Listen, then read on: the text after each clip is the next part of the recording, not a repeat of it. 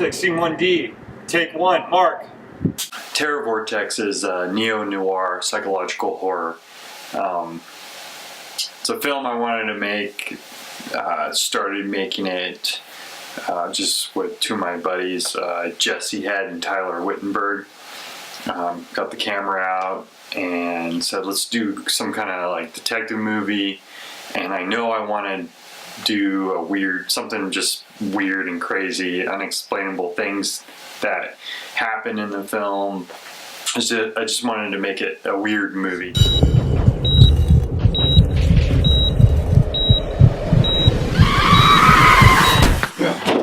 Okay. Go ahead, alright. Keep going. One more time. One more time. Well, at first I was just excited to get involved with something, just doing something. I've never really acted before this movie, but as a kid I was like really into like acting as like different characters and wearing like costumes and stuff. So it kind of like brought me back to feeling like I was a kid and just being like, just getting into my character and being like flamboyant and bombastic and just, you know, really getting into it. You've seen what this sedative can do, and I have it aimed straight at her temple. Mark, take 7. And action. It was interesting how I fell into this because at first I was just behind the camera assisting, and had worked on some different films, doing a little bit of behind the scenes production. But mainly I've been in front of the camera acting just because that's my passion and whatnot. But I originally got involved because Timothy Kohlberg, who scored the film, he kept saying, Cheyenne, you've gotta get to know Christian, and something might come up. So finally just came down. Christian needed an extra hand one night, and so I did a little bit of camera assisting, and then Christian and I just got to talking about what might be cool for the movie, and we talked about what this part might entail, and then, as you know, we just kind of digressed off on that, well, this might be really cool if we did this. So that's when the part really developed, was when Christian and we sat down and really started hashing it out, and it turned out to be something totally bigger than what we had really anticipated. It actually even changed the nature of the film because of what we talked about for my role. So it ended up taking on this whole new life, this whole new story, a whole new essence of Terror Vortex. So that was pretty cool. You too. So you're going to be the camera guy now. It's definitely a fun process, filmmaking. This film's like every film Christian makes is a little bit more like professional and big. We started basically like, Christian started with just like a handy cam, and now we're like already getting like crew set up here. But like we're eventually going to get to a point where we're going to have a budget. That'd be awesome. We're almost at that point now. I think that's pretty much what's missing. We have a full crew, we have everything else. I mean, we just need the budget, and once we get that, it's like we're actually making films. So it's a dream come true, pretty much. Cool. So in this shot, actually, we'll do when we start this up. We'll actually start with you back here. It points at your face. Isn't that pretty sweet? Wow. And it has a conversion wide lens right now going on right there. That's slick. Yeah, talking shop. What I remember about the origin of the film was Christian had just gotten a Kodak ZI-8 and he'd wanted to do a little test on it, and so Terror Vortex kind of came from that. One day he just called up myself and Jesse Head and just said, hey, I've got an idea for this detective movie. Why don't you come down and we'll shoot something. So we're a pretty close-knit group. Christian uses all of us in his films. I use a lot of the same people in my films. And so there's probably a pool of about 10 of us or so that do this kind of thing. And it's actually through the local public access television movie club, is what it's called, MCAT's Movie Club. And so Christian was showing me the footage one day, and there was a newscaster, and he was completely different from anyone I'd ever seen. And I asked Christian who the guy was, because he's pretty good. And Christian said that he was a guy from San Diego. In this film, I also used my friends from Southern California.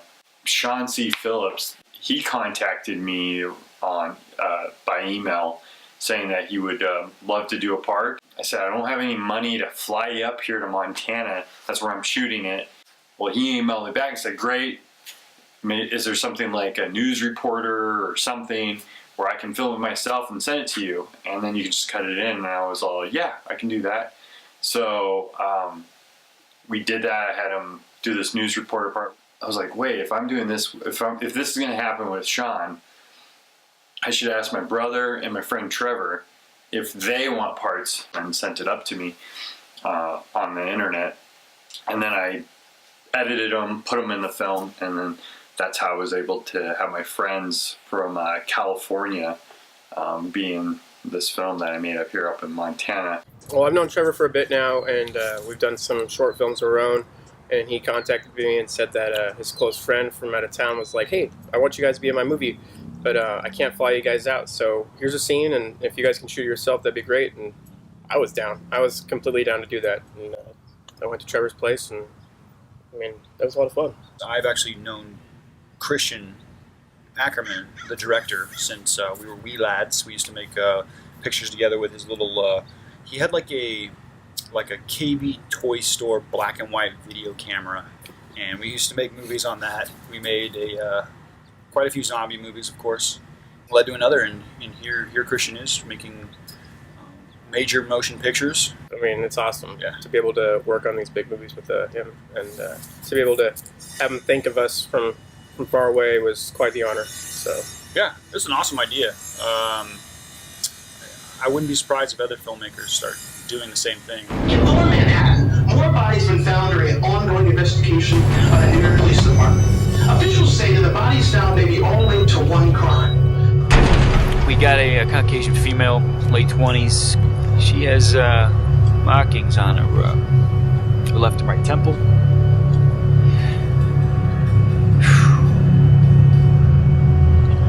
It's a shame. She's pretty, to say the least. I mean, she is beautiful.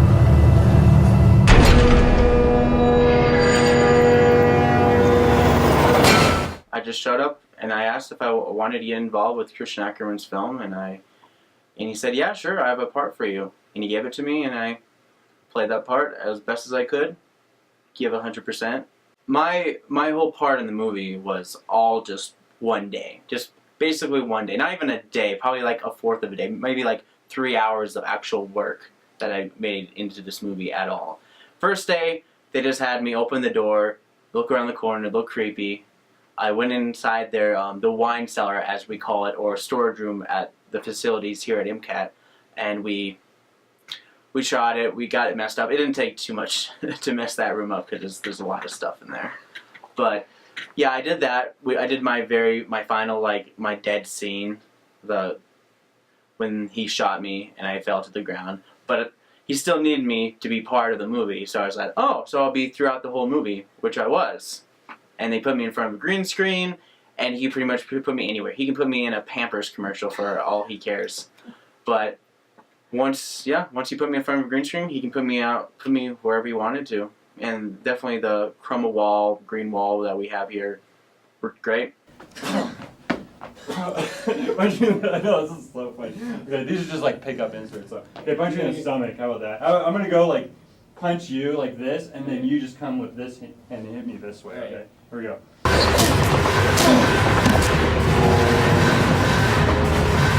For me, Terror Vortex is kind of like a noir, sci-fi, horror comic book movie. It's not like a lot of horror movies where I'm like really scared or like disturbed. It doesn't really, I mean, it probably does scare people.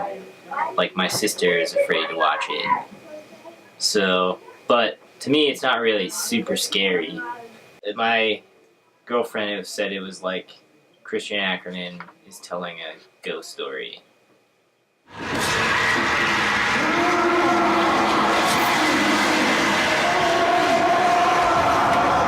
There's a scene where the evil doctor played by Josh Meny. His face is seen, and that's all like, which I felt bad for him. He had to wear, that was his first day of shooting, he had to put on duct tape on his face, and I told him I did it, and Tim did it. Tim, it was just like Tim and I were on set. It was just myself and Tim, my sound guy. He was doing the camera actually, and Josh shows up, and it's his first time filming on this movie, and we tell him, you got to put duct tape and some makeup on your face. Welcome to a Christian Ackerman picture. I came in and I had to do this thing that I might not like, but that everybody had to do it anyways. But fortunately, that was just putting duct tape on my face and painting over the duct tape.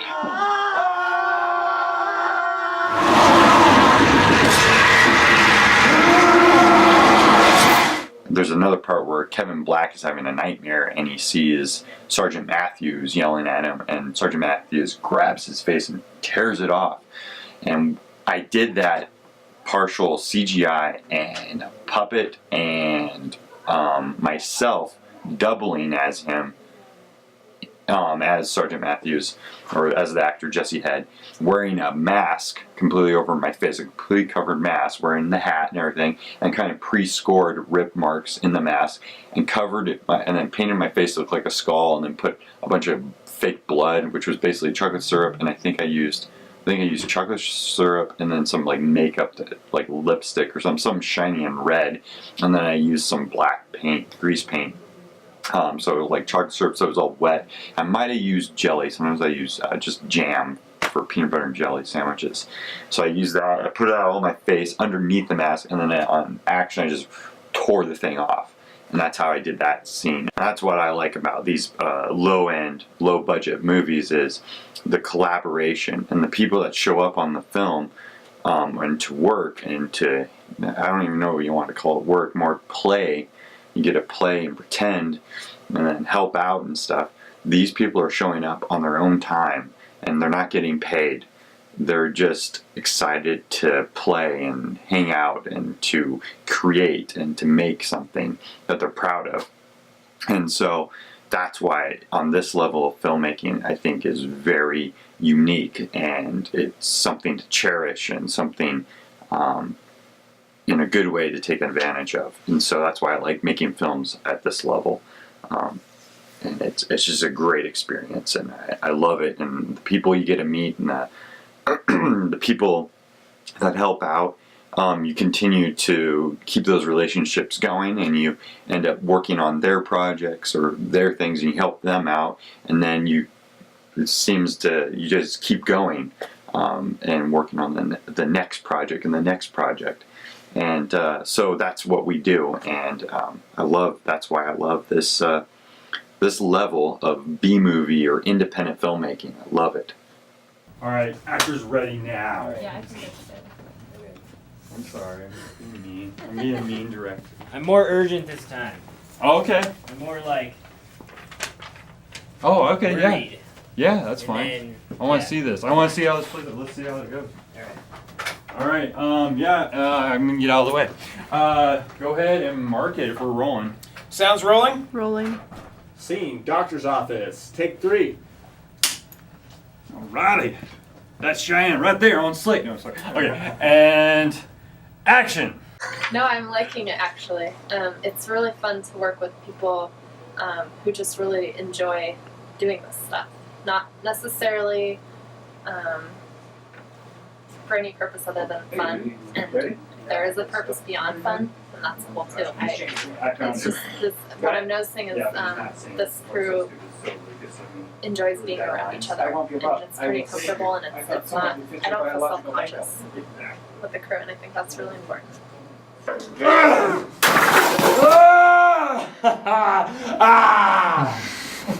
Wait, give me a dead, like right now, just sit up a little bit. And give me one of these, like the Joker dead, like. Okay. Okay, get ready.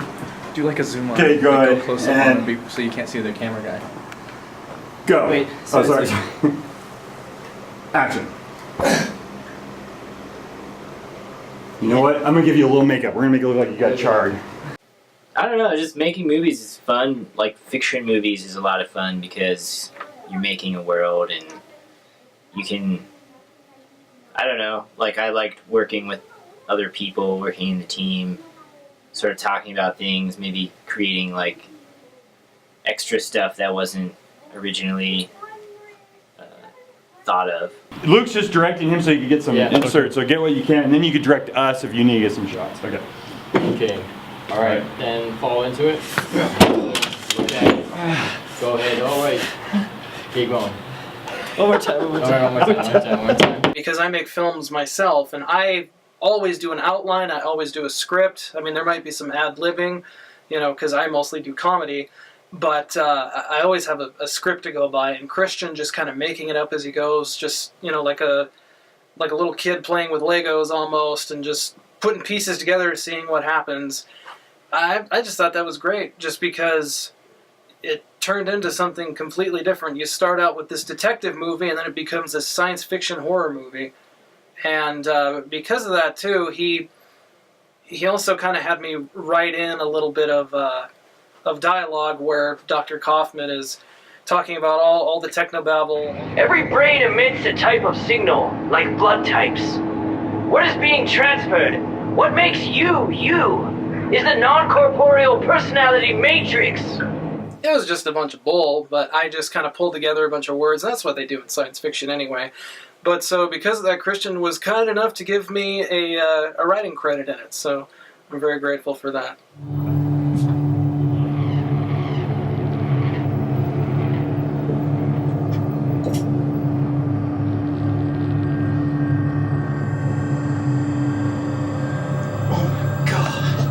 Well, as a musician, I like how like a bunch of people can come together to make music or a film. Like everyone has a job, and if everyone's really good at that particular job, then it turns out a million times better, a billion times better, or even maybe a trillion times better. But it all depends upon how well you work together and how well you're willing to listen to one another. I mean, like sometimes I like to take up the reins a little too much. And there's always like, there's no room for two directors. And sometimes I gotta realize that, and you gotta step back and just let the movie take its course. Well, if you want to make movies, just make them. If you want to get involved with movies, come to MCAT. Or probably some place that offers movie making. And it's like anything else, you have to just start from scratch and start out small and just practice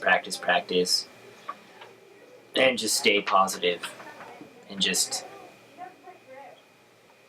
do it for the inherent enjoyment and not for the superficial recognition. Don't be like, go into it being like, I'm going to be Steven Spielberg or something. Make films for the inherent enjoyment and love of doing it. A lot of the stuff that we're doing is really fun. Is a lot of good experience, and we're kind of getting in on it from the ground level instead of trying to go right over to Hollywood and jump into the whole rat race and whatnot. I feel like, you know, there's a lot of opportunity for people who want to just make movies right in their own location. But that doesn't mean that you have to perfect this, that, and the other thing that same day. I guess that's what I'm trying to say, is don't feel like you have to be perfect at every single facet of film production and acting. It's kind of just a journey, you know. It's all about the journey. One of the things that I actually did was I watched so many films like over and over again, and I had a lot of people actually tell me, you know, you should stop watching and start making. And I think that, you know, there is something safe to be said about that. But at the same time, I think that you should always watch films as you're making films. I think that there's a lot of fun that can be had through that way, and just learning through other people as well. But I really do think, though, that if you find, you know, it might be hard to find fellow filmmakers out there, but when you do, really try to remember that, you know, there's not many of them, and to just kind of keep that close and just keep working with, like, you know, those friends, because next thing you know, like, you know, you might have a partnership that him and I have, and you're just, you know, working on something where it's literally constantly fun, but at the same time really rewarding. But I would just say watch as many movies as you can, find out what you like, and then try to make what you like, and just keep on trying over and over again.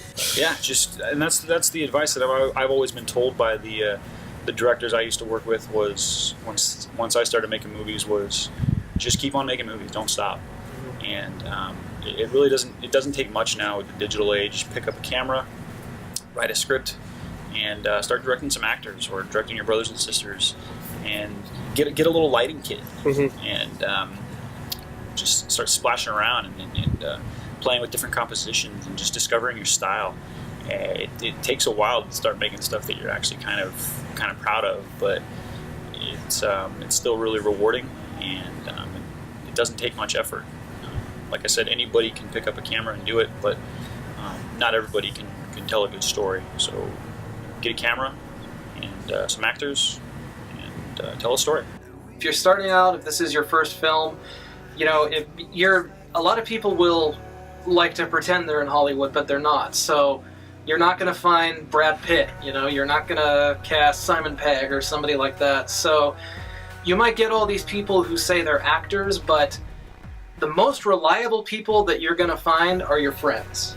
Even if they're not actors. When I was making my Vietnam film, when I've done my superhero parodies, some of the best people that I found had no interest in acting, and you put them in there, and sometimes they even outshine the actual actors. So it's just another obstacle to overcome, but you're going to run into these roadblocks, and you just cannot let them stop you, no matter what. Find your friends, you know, get them to help you. They're your greatest asset in this, and just keep pushing on no matter what, because filmmaking is hard. It is definitely difficult, and the only thing you need to remember in the back of your head is the feeling when you hit that render button and you see it and it's completely done. Nothing beats that feeling. What's cool about this film, a lot of the people you see in the movie that are acting are also, when you don't see them in the scene, they're behind the camera running sound or cameras or lights or doing camera assistant, doing the slate work. So we all do everything, so it's like it's really fun. So you get to, what's cool about this level of filmmaking, there's a lot of learning involved. There's education. You get to job shadow and you get to do something. You actually get on the job training, and you're not getting paid, but you're getting on the job training, which is really cool. It's an educational thing, and it's great because I'm a film teacher too. So as I'm acting or I'm directing, I'm training people that have never used this equipment before. I'm training people that have never done this or done that on, you know, with video production equipment. And so sometimes that is kind of too why my films look the way they do. But I think, hey, it's cool. I don't care. You know, nothing can't be completely perfect. Yeah, it's an educational thing. And so on this picture, we have a lot of people who it's their first time working on a movie, or it's their first time even handling the equipment. And then after the movie wraps and we're done and we're going to show it, these people have walked away from my movie not just going, wow, I was in a cool movie and I played a cool character, but now they've learned something. Now I'm a great camera operator, or I'm a great jib operator, or I know how to do sound. I'm a great sound person. I'm a sound operator. I know how to run the boom. I can do this.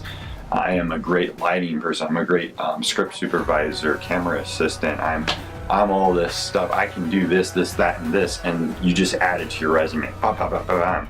And then what I try to do is I try to get them, if they're not registered, we try to register them on the Internet Movie Database, IMDb, and then just to kind of get their career started, if you will.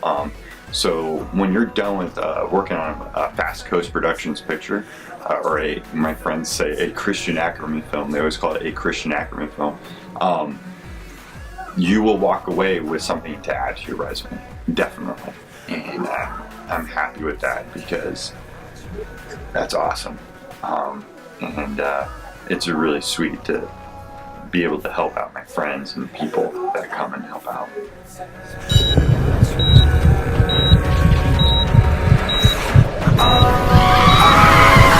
Infected, infected.